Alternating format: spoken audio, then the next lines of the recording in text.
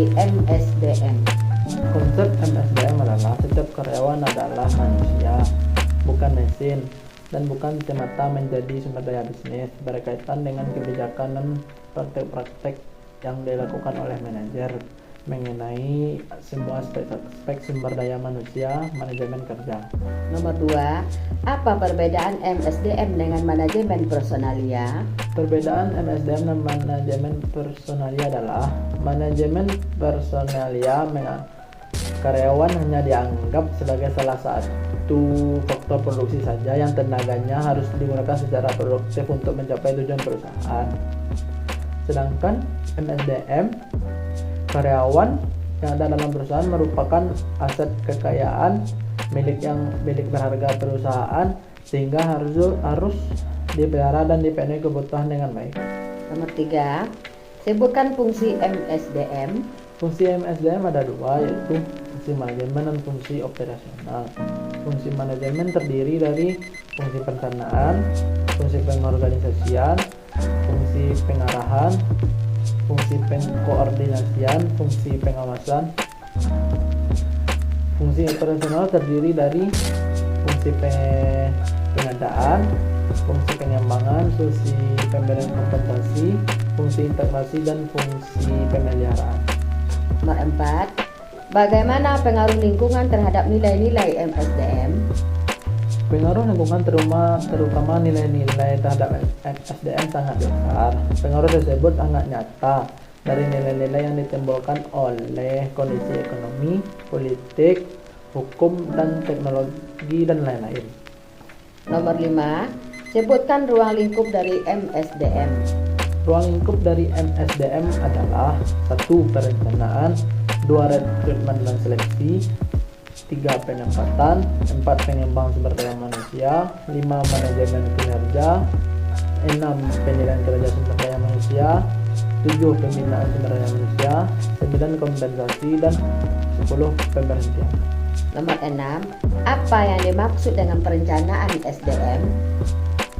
Perencanaan sumber daya manusia adalah proses sistematis untuk meramalkan penawaran dan permintaan sumber daya manusia di masa depan. Nomor 7, apa tujuan dari perencanaan SDM?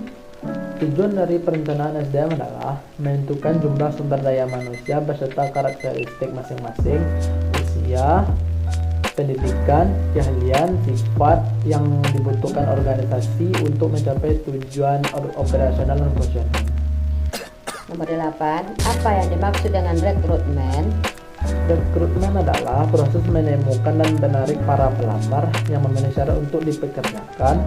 Proses rekrutmen dimulai dari pencarian para pelamar dan diakhiri dengan masuknya surat dari para pelamar.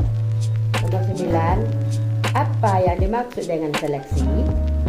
Seleksi adalah proses memperoleh informasi untuk mengevaluasi dan memutuskan siapa yang akan diterima dan ditolak untuk bekerja. 10, faktor apa saja yang mempengaruhi proses seleksi? Faktor yang mempengaruhi proses seleksi adalah 1. Penawaran tenaga kerja, 2. Tantangan etis, 3. Tantangan organisasi, 4. Kesempatan memperoleh pekerjaan. Nomor 11, apa yang dimaksud dengan penempatan SDM?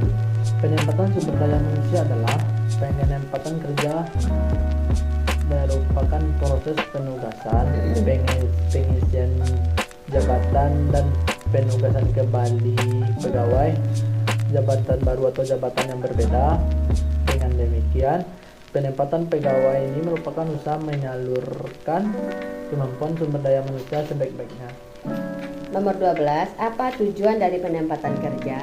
Tujuan dari penempatan kerja adalah menempatkan karyawan sebagai unsur pelaksanaan pekerjaan pada posisi sesuai dengan 4 kriteria, yaitu pengetahuan, kemampuan, kecakapan, dan keahlian.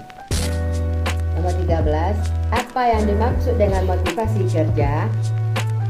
Motivasi kerja adalah pemberian daya penggerak yang menciptakan kegairahan kerja seseorang agar mereka mau bekerja sama, bekerja dengan efektif, dan terintegrasi dengan segala daya upaya untuk mencapai kepuasan.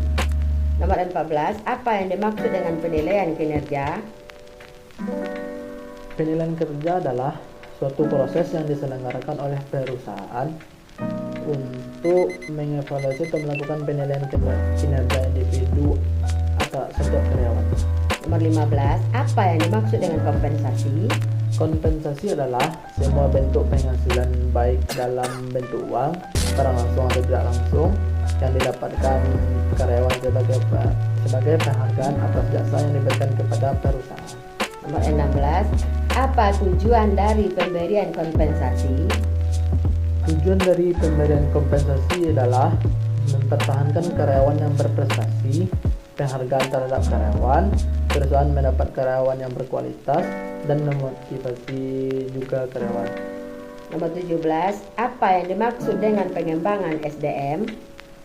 Pengembangan sumber daya manusia adalah suatu rangkaian kegiatan organisasi atau institusi yang dilaksanakan dalam interval waktu dan didesain untuk melahirkan perubahan sikap mental dan keahlian karyawan sehingga mereka mampu menyelesaikan penugasan yang berhubungan dengan peran dan tanggung jawabnya.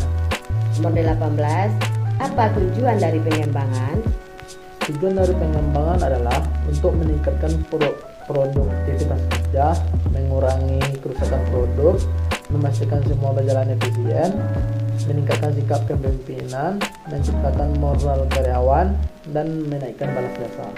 Nomor 19, apa yang dimaksud dengan pembinaan SDM?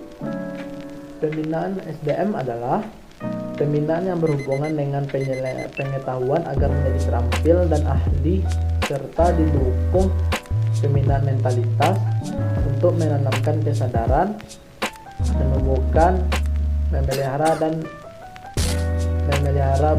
sikap yang bersih. Nomor 20, apa yang dimaksud dengan pemberhentian? Pemberhentian adalah pengakhiran hubungan kerja karena suatu hal tertentu yang mengakibatkan berakhirnya hak dan kewajiban antar pekerja dan perusahaan.